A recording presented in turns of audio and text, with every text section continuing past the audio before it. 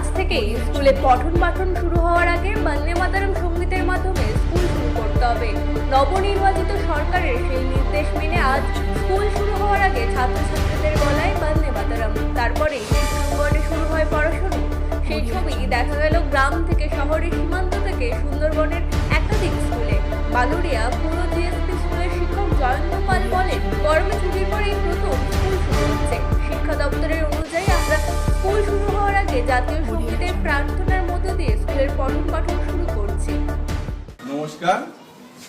পশ্চিমবঙ্গ সরকারের নির্দেশ মতন আজকের থেকে আবার গরমের ছুটির পরে স্কুল আজকের থেকে আবার নতুনভাবে শুরু হলো।